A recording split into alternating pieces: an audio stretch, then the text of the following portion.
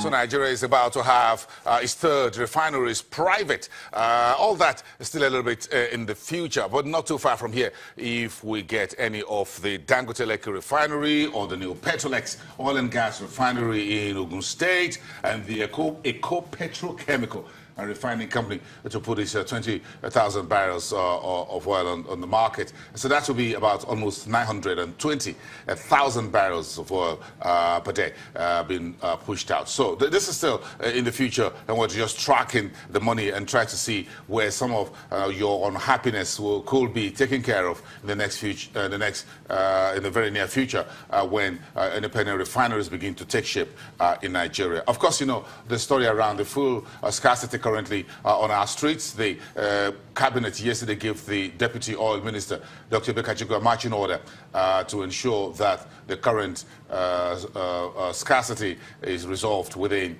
by the weekend. So that means we could see folks moving about their businesses and try to pull back the specter of inflation coming on goods and prices.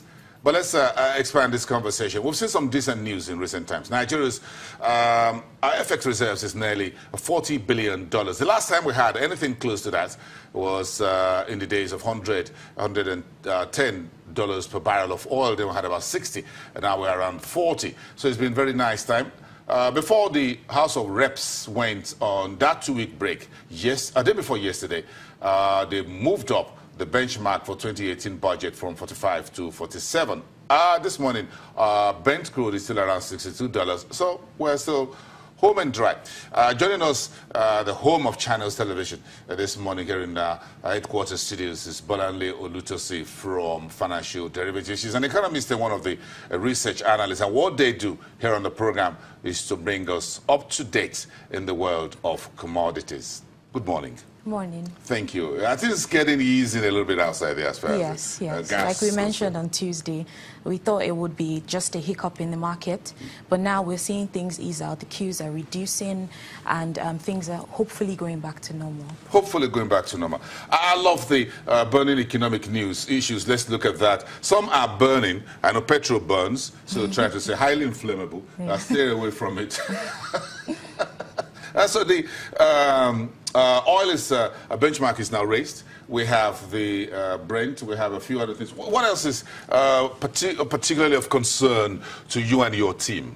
Okay, so starting from the benchmark, the benchmark has been raised from about $45 per barrel to about $47 per barrel in the 2018 medium-term expenditure framework.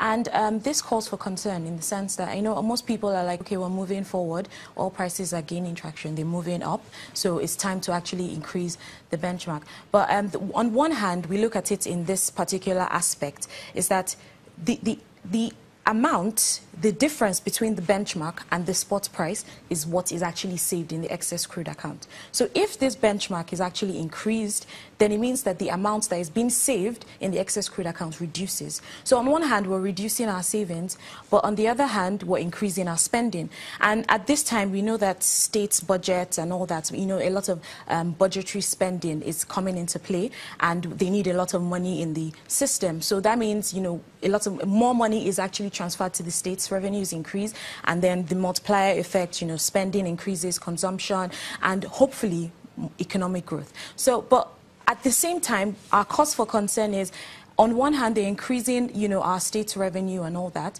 but on the other hand, what about the leakages? What if, as soon as they increase spending, there are also, you know, leakages at the same time? Then this has no effect on the economy.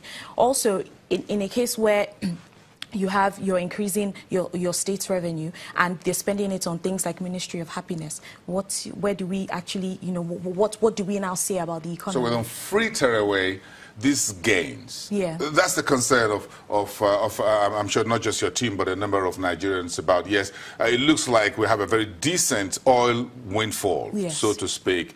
And some folks this morning were saying 100 could be around next year.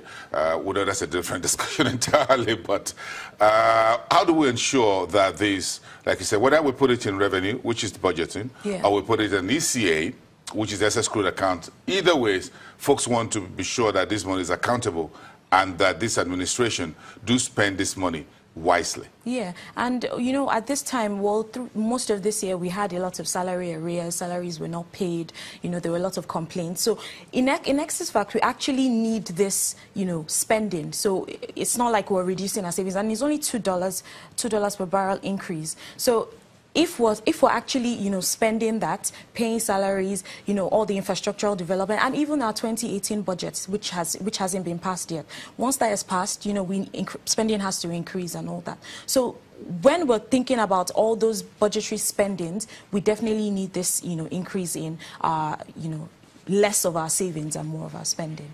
Whichever way we're going to spend the money. Yeah. Whether it is in excess good account, or we front load it into the budget, yeah. We put it back end in SECA, we're going to have to spend this money. We have to spend this money one way or another. Yeah. That's the truth. But one of the ways in which we're spending this money is to import petrol products. And we're trying to manage this conundrum of the landing costs, the import costs, the high crude prices, and the pump price. Yeah, so regarding, you know, oil prices, we didn't expect that they would get to this level this year. Our thoughts of oil prices would be they'll be capped at, you know, $50 per barrel, but surprisingly, it has gotten over $60 per barrel. And obviously, at this point, marketers would definitely start complaining about increasing cost and all that. But according to the NNPC, even with the increase in price, they claim that, you know, the cost of importing is, or landing cost is about 133 naira, which is still way below, you know, the 145. The 145. So in any sense, we're actually still in the safe ground. You know, regarding the marketers, there's a subsidy. Yeah, there's a subsidy which is not clearly stated, but you know, at the same time, instead of spending money on oil, we're also thinking about, you know, the diversification aspect. You know, instead of, you know, the opportunity cost of spending on oil, we're also thinking about infrastructural spending, which is key in the economy. Those are the aspects of spending that would actually channel into economic growth. Yeah, but